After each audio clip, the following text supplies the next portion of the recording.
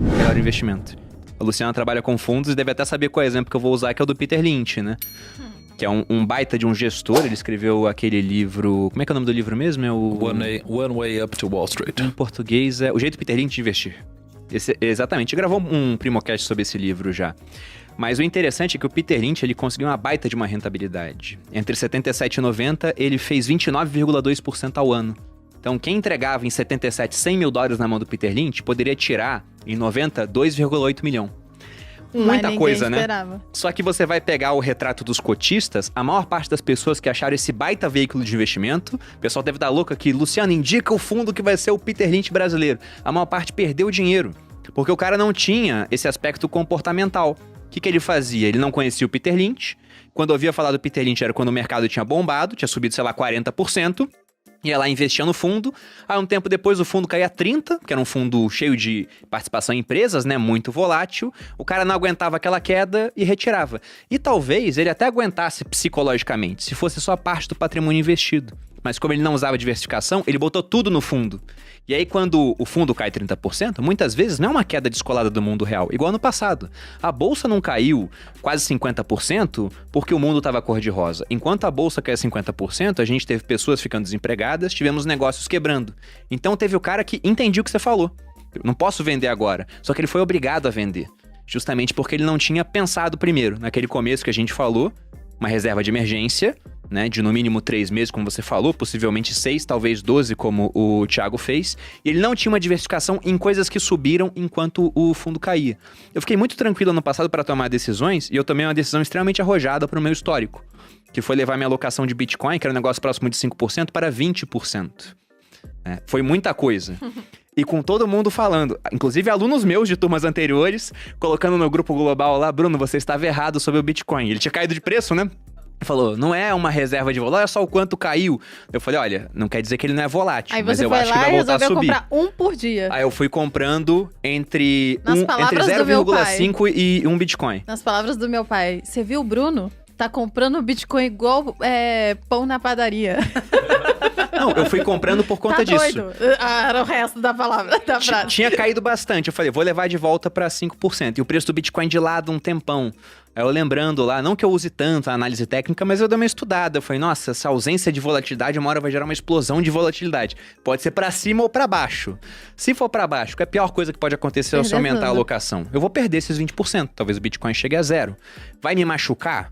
Vai, só que hoje eu tenho uma reserva robusta, a Malu tem um negócio que faz bastante dinheiro, meu negócio faz bastante dinheiro, então eu não ficaria pobre por conta disso.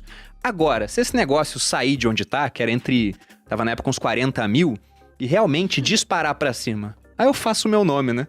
Empurrei a bola na rede ali, botei o burro na sombra e tô tranquilo. Aí eu fui, aumentei essa alocação, até fiz um movimento público e acabou que deu muito certo. Só que poderia não ter dado. E se não tivesse dado, eu estaria no jogo ainda. Agora, você falou uma coisa muito legal, cara, que foi sobre estratégias, né?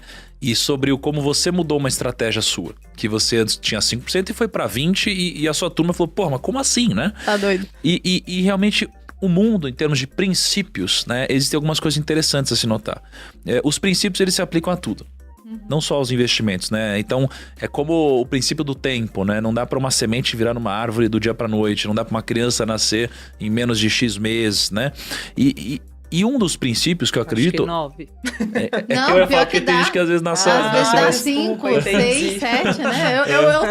Eu me toquei na hora que Mas a frase é, você não pode engravidar 9 mulheres e ter um filho em um mês. Não tem, Exatamente. você vai quebrar, inclusive, né? Um monte de A não ser que você seja o rei Salomão. 9 meses que depois, teve 9 mil não mulheres. vale a pena. O rei Salomão teve 1000 mulheres. Isso é a prova que ele era muito rico. Mas assim, então, dentro desses princípios, um deles é o princípio de que nada é estático no mundo, né? Talvez apenas a mudança. Então, quando a gente fala de Sabe estratégia... quem falou isso? Heráclito.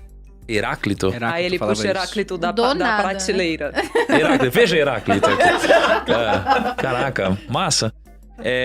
Então, quando a gente fala sobre isso, tem algumas verdades no mercado que a gente carrega até hoje e que arrisco a dizer que estão mudando. Então, por exemplo, todas as crises da história aconteceu a mesma coisa. As pessoas saíram da bolsa. Sempre aconteceu isso, né? E por isso que a bolsa sempre caiu. Porque a bolsa caía com as pessoas morrendo de medo e vendendo com muita pressão. E vendendo para algumas outras que tinham dinheiro e por esse preço eu até topo comprar.